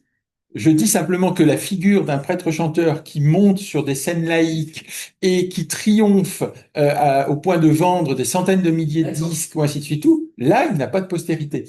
Qu'ensuite, il ait irrigué la musique des groupes de jeunesse, des groupes scouts, de la musique d'église ou ainsi de suite. Je mets une citation dans l'ouvrage là où un groupe de chrétiennes écrit au provincial en disant ah ben de toute façon nous on a arrêté de prier, on écoute le Père Duval et ça fait office de prière. Bah, sauf que non, ça ne fait pas office de prière justement, mais ça fait collectif. Et là vous avez raison, ça fait groupe, ça fait collectif, on est ensemble. Il y a un élan, il y a une joie. Hein, j'ai pas utilisé le mot joie dans mon intervention, mais j'aurais pu l'utiliser ou ainsi de suite et tout. Ça c'est vrai. Mais je pense que vous avez répondu à votre question et c'est pour ça que vous comprenez que quand on fait un projet de recherche, il faut le cadrer, parce que surtout en contemporaine où on risque de crouler, j'allais dire, sous les informations et sous les sources, et donc il faut faire un choix. Et moi, ce que je voulais, c'est essayer de comprendre pourquoi quelques prêtres chanteurs, et c'est pas parti du tout de Sœur Sourire, en fait, c'est parti d'une recherche que j'ai fait sur les Clarisses de Reims, où j'ai eu accès à leur journal, et dans leur journal, ils disent ah le père Didier Mouck est venu, c'était super et tout, il a un succès dans le monde entier. Moi, je me suis dit, comme Martin, mais ce Didier Mouck, je ne le connais point, ni d'Ève, ni d'Adam. Je ne l'ai jamais rencontré, je sais même pas qui c'est et tout. Et alors là, j'ai commencé, puis j'ai tombé donc Didier Mouck, j'ai un peu regardé, j'ai trouvé 2, 3 trucs. Puis ensuite, Didier Mouck, ça conduit à Duval. Alors les croisières avec lui, d'ailleurs, vous avez raison, il a fait beaucoup de croisières en Méditerranée, il chantait sur toutes les croisières. Ben oui. Oui, mais c'est ce que je vous dis. Alors, je dis pas qu'il chantait en public conquis, mais voyez l'optique. Et c'est pour ça que moi, ce qui m'intéressait, c'est que, alors à un moment, alors je l'ai pas dit, mais à un moment où la croissance de la variété est phénoménale. C'est-à-dire que la musique a atteint une capacité de reproduction, parce que là, la technique joue un rôle, une capacité de reproduction gigantesque. Denis l'a dit. On passe de disques dans lesquels qui contiennent 2 minutes 50 à des disques qui contiennent 5 minutes. Ça peut sembler peu, mais pour l'époque, c'est une révolution et énorme, avec 2 faces ou ainsi de suite et tout. C'est 5 millions de disques la variété en France au début des années 60 par an. C'est tout simplement quelque chose de gigantesque. Donc il y a un moment, ce qui m'intéressait, c'est qu'il se passe quelque chose dans la société et que alors qu'on dit toujours le déclin de l'Église, la décadence, la déchristianisation et tout, et ben dans ce mouvement social collectif, le catholicisme arrive parfaitement à s'y inscrire. Alors à travers des figures un peu singulières, un peu étonnantes, un peu particulières, un petit peu sur les marches entre guillemets de l'Église, mais elle y arrive.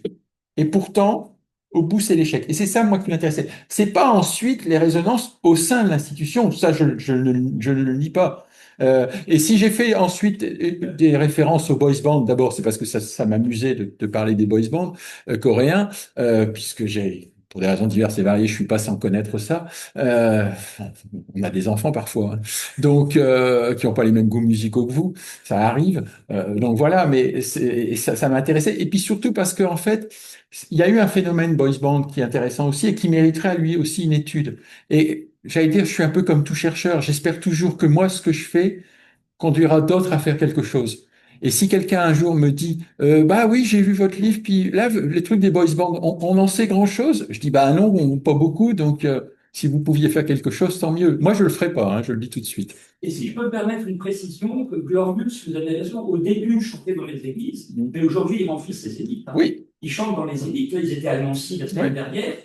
Ils ont fait 2 élites pleins. oui, oui. Donc là, il y a quand même. Pourquoi vous les dissociez tellement du Père Duval, de Glorious? Parce que justement, ça se rapproche un peu. Mais parce que Duval n'a pas commencé dans les églises, justement. Et Glorious, on avait une très belle intervention dans un colloque que j'avais co-organisé sur Glorious. Glorious est un groupe intéressant, mais qui au départ est vraiment un groupe qui s'inscrit géographiquement dans une paroisse, qui l'anime en quelque sorte, dans des logiques qui sont celles des nouveaux groupes chrétiens, de l'Emmanuel ou ainsi de suite et tout. Moi, je pense vraiment j'allais dire, là, c'est vraiment l'historien qui se dit, je veux bien faire des parallèles, mais je veux aussi chronologiser tout ça, différencier tout ça. Glorious, c'est dans un catholicisme devenu minoritaire, c'est dans un catholicisme qui, au départ, justement, s'interroge sur est-ce que la paroisse a encore un sens? On peut redynamiser une paroisse? Comment on peut faire venir des gens dans une paroisse alors que les églises se vident, en quelque sorte, et qui ensuite, parce qu'il réussit, sort de la paroisse. Là, je suis d'accord. Mais vous voyez la différence de... Ah bon. C'est congénique. Oui, Le catholicisme est influencé par les gens. Merci. C'est pour ça que, par exemple, que dans l'ouvrage, j'ai posé la question de Billy Graham. Parce que Billy Graham vient pour la première fois en France en 1957, au moment où justement Duval commence à monter sur les planches.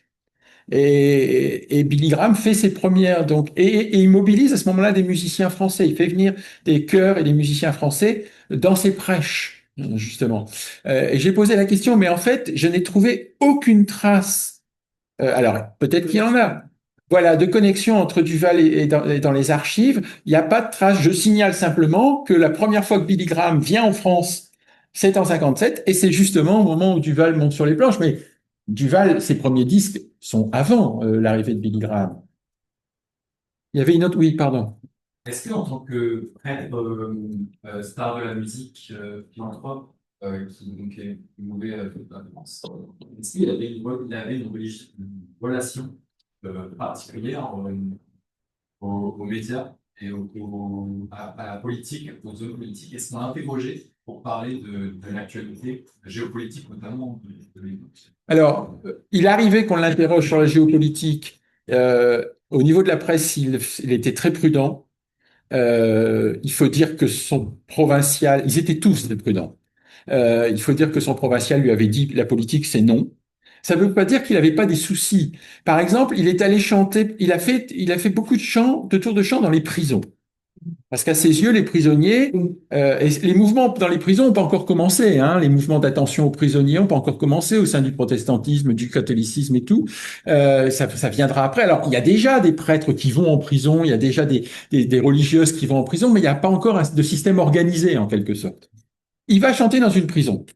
Et puis, il tombe sur une prison où la salle de spectacle, les prisonniers sont enfermés dans des toutes petites boxes.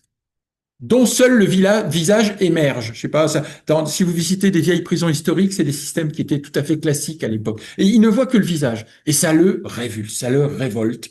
Il sort de la prison en disant c'est pas possible, c'est inhumain à ses yeux en fait cet enfermement de chaque prisonnier est enfermé dans une petite boîte individuelle, hein, et ainsi de suite et tout.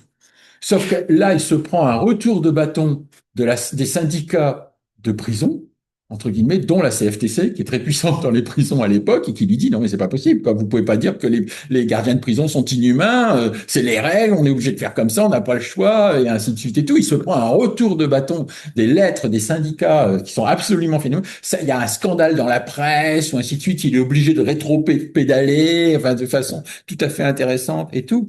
Donc il y a tout ça qui joue j'allais dire dans son parcours. Donc il lui arrive des accidents, mais c'est des questions sociétales en quelque sorte. Sur les questions sociales, il est très prudent.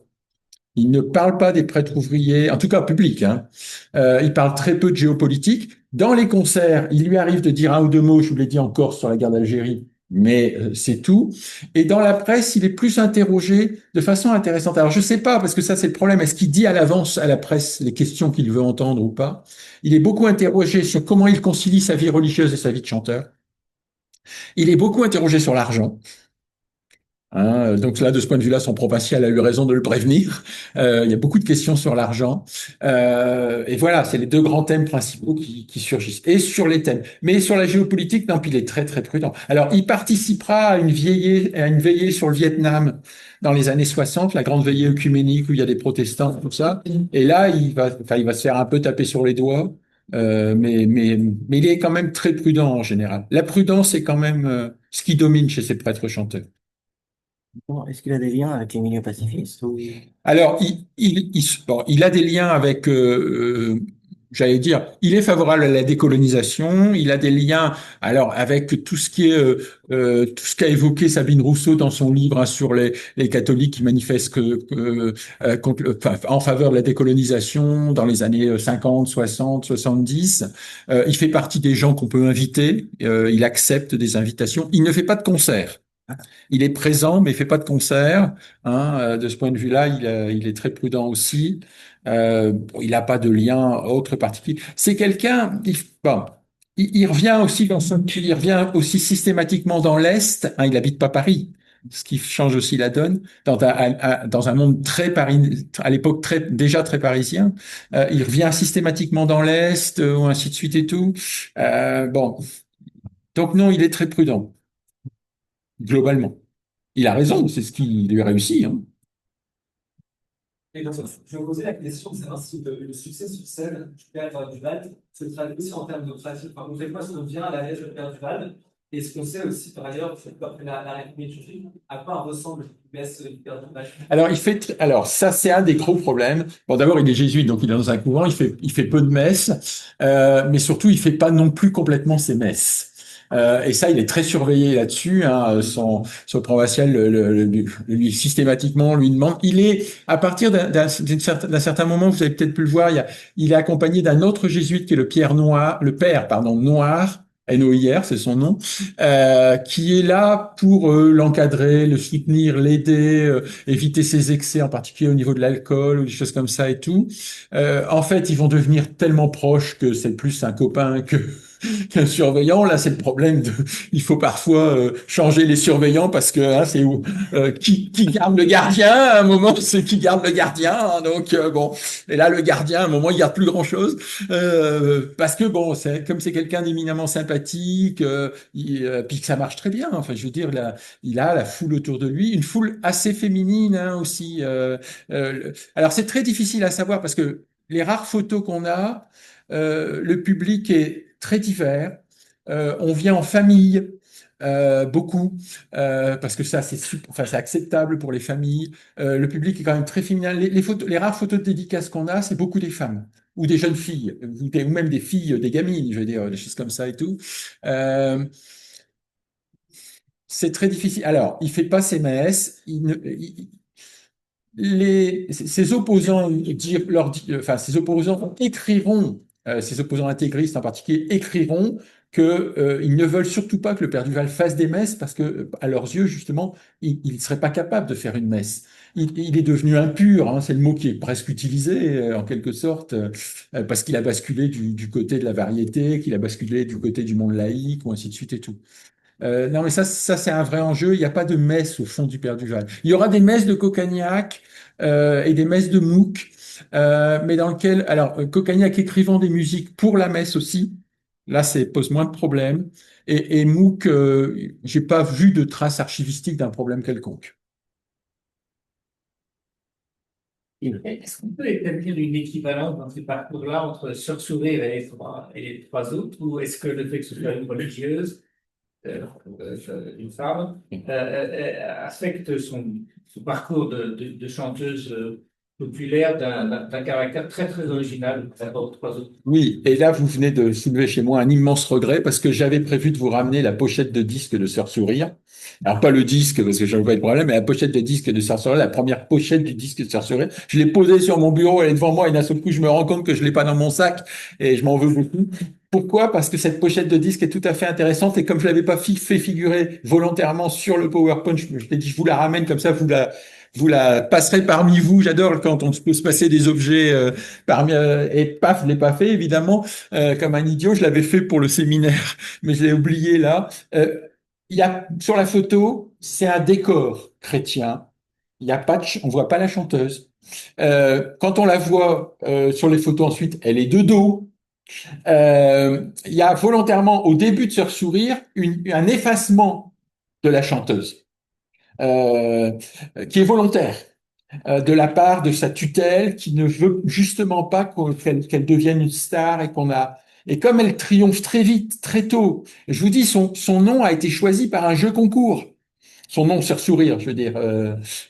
Donc bon, au départ, c'est un disque des dominicaines de son couvent, même si c'est elle qui chante la chanson et tout. Et comme ça marche très bien, tout de suite, elle est Philips elle la signe et tout de suite essaye de la promouvoir, ou ainsi de suite et tout.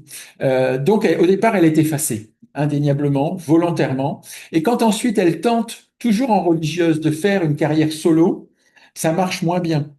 Et quand ensuite elle quitte les ordres et qu'elle essaye de poursuivre sa carrière solo, là ça marche encore moins bien parce qu'elle alors elle continue. Il y a l'exception du monde anglo-saxon où elle est la nonne chantante, hein, The Singing Noon, et là ça marche plutôt un peu et tout, mais en Occident non, pas du tout. En Europe et en Belgique c'est fini. Je pense qu'elle a été plus vite abîmée que les hommes de ce point de vue-là.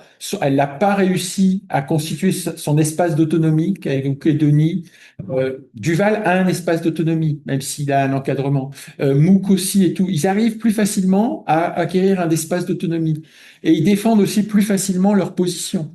Duval dit sans cesse, ah regardez, là j'ai eu un concert dans telle salle, j'ai rempli la salle, vous verrez, on vous dira à quel point ça a bien marché et tout. Et c'est vrai, après le provincial reçoit une lettre des autorités locales, enfin des autorités religieuses locales disant, ah c'était super, et il arrive à obtenir un espace d'autonomie que Sœur Sourire n'arrivera jamais à constituer.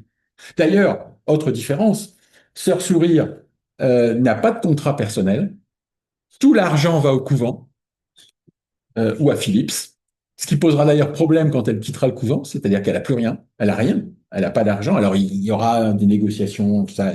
Alors que Duval, ils vont fonder une sorte de société qui s'appelle la SMADU pour justement Aimé Duval, et il touche ses droits d'auteur. Alors il reverse la quasi-totalité à son couvent et à son ordre, mais il les touche lui, en tant que personne. Et cette différence-là, déjà, elle est significative. Parce que comme on le sait bien, l'argent est quand même au cœur de beaucoup de choses, y compris dans l'Église. Pour moi, je trouve que la question de genre est la question de genre est vraiment très intéressante hein, de ce point de vue-là, parce que, euh, ouais, j'irai plus loin que toi. Aimé Duval, il a un nom. Il s'appelle Aimé Duval. La sœur, elle s'appelle Sœur Sourire. Tu sors, t'es plus bonne sœur, qu'est-ce que tu deviens? Donc, il y a vraiment quelque chose qui est, Duval, en plus, il est prêtre, donc, ajouter à ça la question de l'homosexualité qui se pose pour Sœur Sourire quand elle est sortie, qui complique encore la donne. Mais Duval, ce que tu disais, Duval peut se débattre Duval peut se fabriquer une autonomie à l'intérieur d'un statut qui est un statut de prêtre, donc qui est un statut qui existe. Euh, la bonne sœur, elle n'existe pas. Elle a pas d'autonomie. Il y a vraiment quelque chose qui est extrêmement intéressant du point de vue d'une analyse de genre en face de deux personnes qui sont confrontées à la même histoire, c'est-à-dire le, le costume que nous occupons est trop étriqué pour nous. Comment est-ce qu'on peut en sortir? Et Sœur Sourire quitte l'ordre dominicain, qu'est-ce qu'elle devient aux yeux de la chanson? Ok. Euh, Duval, encore une fois, il a un nom, Sœur Sourire, une fois qu'elle est plus sœur. Comment on va l'appeler? Donc, comment elle va se faire, je sais pas, quelque chose où il parle? euh, une place où il parade. Il y a vraiment un écart qui est très, très intéressant de ce point de Dans le vue-là. premier disque qu'elle sort, une fois qu'elle est sortie des ordres, elle écrit Janine Dekers, entre parenthèses, Sœur Sourire. Ça ne suffit pas, mais pour justement essayer de faire la transition entre ce qu'elle a été et ce qu'elle voudrait devenir. Et par ailleurs, nous avons tous travaillé sur des mouvements catholiques dans lesquels, quand on examine un compte-rendu de comité de rédaction ou un compte-rendu d'assemblée générale, les hommes ont un nom de famille, pas les femmes. C'est vraiment un truc qui traverse l'histoire, alors je pense l'histoire du catholicisme, mais qui traverse l'histoire des sociétés bourgeoises européennes. Et voilà, on a ça dans l'histoire de Saussure. Et puis je pense que son homosexualité a beaucoup joué contre elle, sa communauté l'a vraiment rejeté à cause de ça, et qu'il se rappelle une époque, dans les années 60, où l'homosexualité était une maladie mentale. Donc je pense que ça a beaucoup joué contre elle aussi. Donc c'est une question de genre, mais aussi une question d'orientation sexuelle. Je pense que ça, c'est ce qui l'a mené aussi, enfin, pour avoir eu des choses à son égard. Oui, tout à fait. Ah ben ça, c'est sûr que elle cumulait la sortie. Déjà, la sortie. Au moment où Aimé Duval est malade et qu'il est donc exfiltré par la compagnie pour être envoyé en Suisse soigné, il disparaît. Hein, alors on sait enfin, la presse apprend qu'il est malade et tout, mais ne sait rien d'autre ni de sa maladie, ni de sa bon. Et la compagnie reçoit des lettres en disant mais est-ce que le père Duval a quitté la compagnie? Parce que le premier réflexe des gens, c'est de se dire bah il est parti. Et à ce moment-là, la compagnie répond individuellement à chaque lettre en disant non, non, il n'est pas parti, il est toujours chez nous. Surtout, dites bien qu'il n'est pas parti, il est toujours chez nous. Parce que le réflexe qui vient immédiatement aux gens dans ces années 60, c'est il a quitté la compagnie de Jésus. Je veux dire. Alors dans son cas, ça serait pas le cas. Il ne partira pas. Je veux dire. Mais on voit bien que l'enjeu joue aussi sur ces plans-là. Est-ce qu'il y a d'autres questions? Oui. Vas-y, Dominique. Tu as insisté sur la renommée internationale de personnes, en particulier son sourire et Duval. Mais en définitive, c'est une renommée internationale francophone, parce qu'ils n'ont jamais chanté en anglais ou en allemand. C'est pas Mireille Mathieu, par exemple. Alors, ils n'ont pas chanté en langue étrangère, mais ils ont été écoutés aux États-Unis en français, pour se sourire, par exemple, ou Aimé Duval. Aimé Duval fait euh, un séjour, enfin deux séjours aux États-Unis, mais il y en a un important parce qu'il prend le Queen Mary pour traverser l'Atlantique, tout ça. Il fait Chicago, New York, Notre-Dame pour l'université Indiana, évidemment. Coccagnac chante en français en Allemagne. Donc ils continuent, ils ne traduisent pas leurs chants, mais ils sont quand même écoutés en langue étrangère de façon intéressante. Alors j'ai peu d'éléments, je me suis posé la question de savoir qu'est-ce que les étrangers comprenaient de leurs chansons. Duval, par exemple, va beaucoup en Espagne, chanter en Espagne à plusieurs reprises, ou ainsi de suite. Assez peu en Italie, parce que là aussi, évidemment, aller en Italie, c'est aller près de Rome, donc ça inquiète beaucoup son provincial. La seule fois où il ira chanter à Rome, il est invité par le Congrès international du camping. Et il y a un échange entre son provincial et le général de la compagnie. Et le général de la compagnie dit, bon, un, vu qu'il l'invite, ça devrait aller. Puis deux, bon, maintenant les gens ont pris l'habitude de savoir qu'il y a un jésuite qui chante comme ça et tout, donc ça devrait se passer. Mais vous lui dites bien surtout de ne pas en faire trop, entre guillemets. Enfin, le général parle mieux que moi, quoi. Mais c'est la seule fois où il chante à Rome. de façon intéressante. Euh, et à chaque fois, ils chantent en français. Donc, ils sont écoutés en français. Alors, je ne sais pas ce que ça donne sur la réception de leurs chansons, mais ils sont écoutés en français. Et pour ajouter un témoignage à celui que tu nous as donné, un de mes meilleurs amis porte le prénom de Dominique aussi.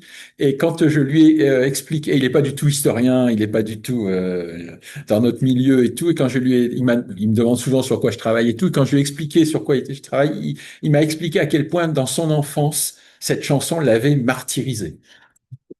Mais Pas jusque-là, mais il est allé jusqu'à, il m'a dit que ça a été vraiment terrible. Et il se trouve que j'ai croisé il y a une semaine, 10 jours, une de ses cousines, et on a parlé un peu de ça aussi. Et elle m'a dit en effet qu'elles avaient été terribles avec lui parce qu'elle lui chantait sans arrêt de Nick, Nick, Nick, et que c'était vraiment terrible. Donc, je peux ajouter un second témoignage qui n'est pas personnel à ça. Une question sur la jeunesse et le public qui écoute le parfois, parce que tout le monde dans une jeunesse qui a quitté avec le Catholique, on comprend bien. Et mais est-ce qu'il n'y a pas aussi, parce que Dominique évoquait la question du relation avec le monde anglo-saxon, une jeunesse aussi, vous parlez des thèmes évangéliques, du bas dans le ventre, etc., c'est-à-dire ces chansons qui tournent autour du monde pacifiste.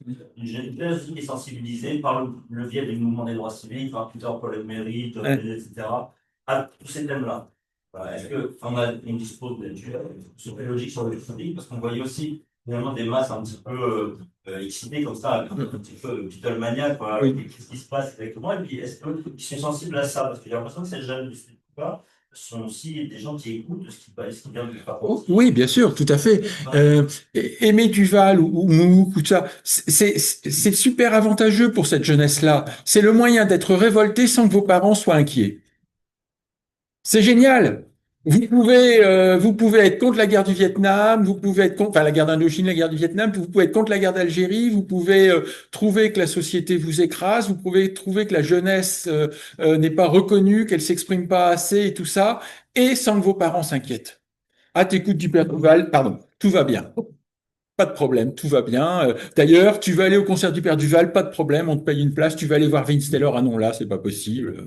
Évidemment. Non, non, mais c'est pour eux, c'est tout bénef, c'est indéniable. On peut être, alors je ne sais pas si Denis pouvait être révolté à 10 ans en écoutant le Père Duval, mais vous pouvez être en tout cas décalé, vous pouvez être jeune tout en étant dans un milieu catholique, tranquille, et ainsi de suite et tout ça pose pas de problème. Non, non, bien sûr. Et après, ils écouteront Graham Allwright, des gens comme ça, évidemment. Il y a une transition qui se fait là, une transition qui se fait en douceur. C'est pour ça que vraiment, enfin, je te piquerai le mode mineur, hein, parce que vraiment, ça, je pense que c'est une bonne façon de voir les choses. C'est vraiment un mode mineur, mais ça dit beaucoup de choses de ce mode mineur. Tout à fait, je suis d'accord. C'est sûr, la confrontation, tu la rencontre avec la tradition anglophone, anglo-saxonne ou anglo-américaine. Ouais, il y a Peter, Paul and Mary et la chanson engagée de John Baez, etc. Mais il y a aussi le Golden Gate Quartet. Ah, ouais. Il y a aussi, il y a cette tradition. Il y a aussi Johnny Cash. Bon, les textes toute une partie de la country a un contenu religieux, alors protestant. Johnny Cash qui va chanter, c'est très intéressant du point de vue du rapport à l'institution, parce que quand Johnny Cash va chanter dans les prisons, il y va pas de main morte, hein. San Quentin, I hate every inch of you. C'est l'une de ses chansons qu'il écrit quand il va dans le bagne de Saint-Quentin. Et il n'a pas de problème avec il a pas de problème avec l'administration pénitentiaire le laisse faire. Bon, contrairement à ce qui arrive à Duval en France, la Cinquième République est moins libérale que les États-Unis de ce point de vue-là. Mais dans la relation avec, parce que moi je m'étais demandé tout à l'heure quand on te posait la question de la succession ou d'équivalent du Père Duval, j'avais pensé effectivement, tu disais les évangélistes, moi je pense tout de suite au Golden Gate. Mais effectivement, le Golden Gate Quartet, ils sont 4. Oui. Mais il y a un côté pasteur. Oui, tout à fait, Il bien y a sûr. vraiment cette dimension-là. Oui, non, tout à fait. Non, mais il y a pas, c'est pas, enfin, je parle pas nécessairement de postérité musicale, mais c'est cette possibilité pour un prêtre Alors, ils appartiennent pas à n'importe quel ordre, hein, prêcheur, prêcheur franciscain, jésuite.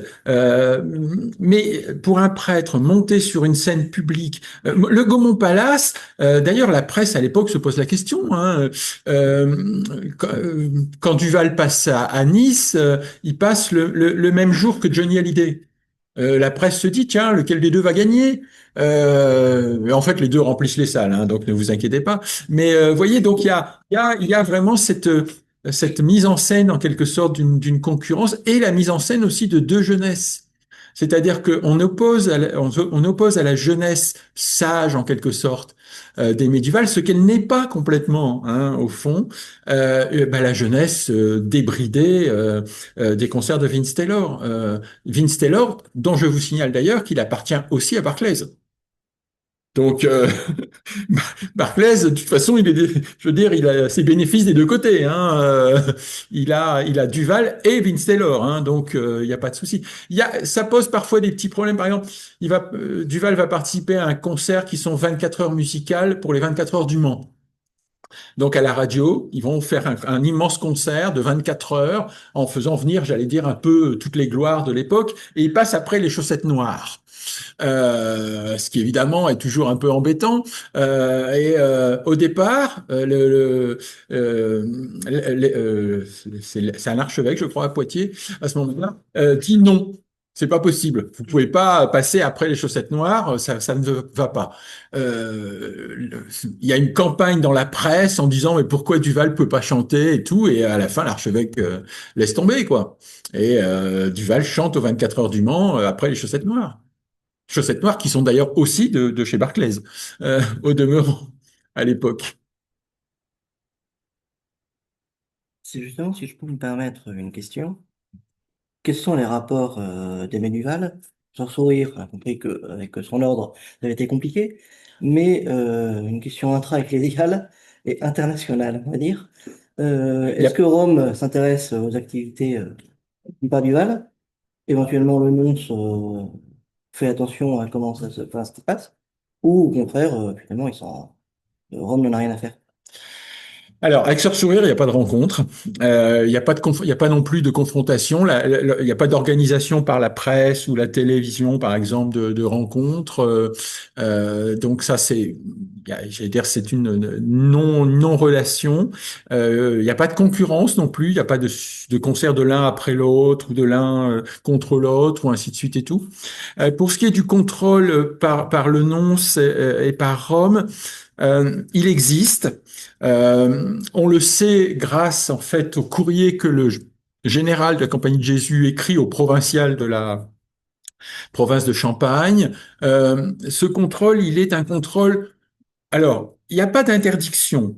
Il ne semble pas d'ailleurs que la question de l'interdiction se soit posée à aucun moment, au sens plein du terme. Il y a juste attention, modérez tout ça, faites attention, pas de débordement, ou ainsi de suite. Alors, de toute façon, j'allais dire, l'automodération était très puissante. Hein. Il faut rappeler quand même que la Compagnie de Jésus est peu appréciée de la papauté dans les années 50. Pie XII a crossé la compagnie un jour de généralité, enfin un jour où la compagnie était entièrement réunie à Rome, je crois que c'est en 53 ou 54, je ne sais plus exactement la date. Pie XII convoque un peu tout le monde à Castel Gandolfo et leur dit là, mais le discours qui leur tient est terrible. Hein. Il leur dit tout simplement, c'est quoi ce chaos, c'est quoi, qu'est-ce qui se passe au sein de la compagnie, ça va plus du tout. Vous n'êtes plus les soutiens de la papauté, vous n'êtes plus les soutiens de Rome, vous êtes au contraire des perturbateurs, ou ainsi de suite et tout. Alors, il donne aucun nom. On suppose que c'est la nouvelle théologie de Lubac et tout ça qui est derrière tout ça, mais il donne aucun nom, ainsi de suite. Enfin, le discours est sanglant, et tellement sanglant d'ailleurs que la presse en a connaissance et que la presse le diffuse. Hein. Il y a un article de Paris Match qui évoque la situation en particulier et tout. Donc, le général a parfaitement conscience qu'il faut marcher sur des œufs, si vous me passez l'expression. Et donc, il y a un autocontrôle déjà très puissant.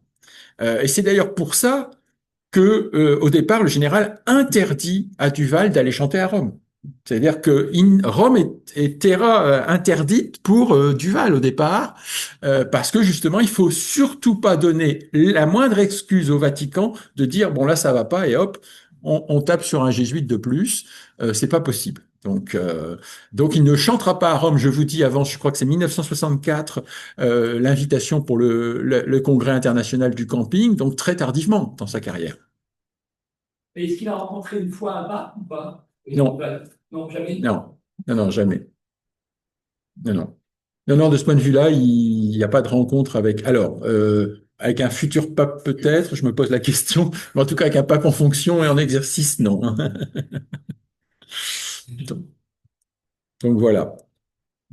D'autres questions, d'autres remarques? Alors, de toute façon, n'hésitez pas à m'écrire. Mon mail, c'est tout simplement mon prénom, point, mon nom, arobase unif-reims.fr. Donc, si vous avez des informations, des documents, des choses à me signaler, des erreurs à me signaler, parce que je suis toujours preneur, évidemment, des remarques que l'on peut me faire. Donc, n'hésitez surtout pas à m'écrire.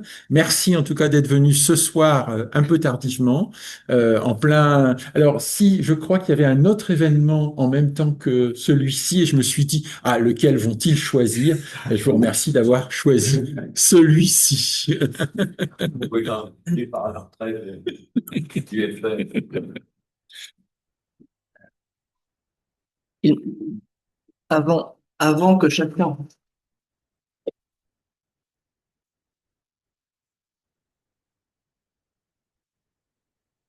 que chacun, quitte la salle, d'abord, je remercie voilà mes deux voisins. C'est toujours un plaisir de vous avoir et de vous entendre, Denis et Frédéric. Merci encore une fois à Jacques-Olivier pour qu'on puisse organiser ces séances en commun. Donc, si j'ai bien compris, je crois que les étudiants de Jacques-Olivier ont encore un séminaire. J'ai déposé à l'entrée, vous avez le programme des séances jusqu'au mois d'avril de l'IRER. Donc prenez-le, n'hésitez pas, vous avez toutes les séances qui sont indiquées. Il y a la prochaine pour nous, c'est le 15 janvier. Je crois que c'est dans l'amphi Michelet, on partira en médiéval, mais après, on replongera en contemporaine le 2 février, le 26 février, 19 mars et puis le 13 avril. Voilà, donc ça sera en contemporaine. Et puis il y a une séance qui est en train de s'organiser, une matinée de présentation pour les étudiants de licence 3 et aussi éventuellement pour des masters, des archives de congrégations religieuses à Paris. Voilà, j'ai bien indiqué sur le programme, surtout, d'abord, c'est ouvert à tout le monde, tous ceux qui sont intéressés. Donc si vous connaissez des personnes intéressées, n'hésitez pas à leur signaler. Mais toute chose, c'est qu'il faut s'inscrire. Et si c'est possible, y compris pour les étudiants, quand on est surtout en bas là au 46, parce que ça leur arrive de demander, ben, en fait, vous allez où? Vous n'êtes pas inscrit, donc on ne vous ouvre pas la porte. Et il me reste enfin à vous souhaiter eh bien un joyeux Noël, puisque c'est assez proche, et une bonne fin d'année, et donc à vous dire à l'année prochaine. Merci beaucoup. Et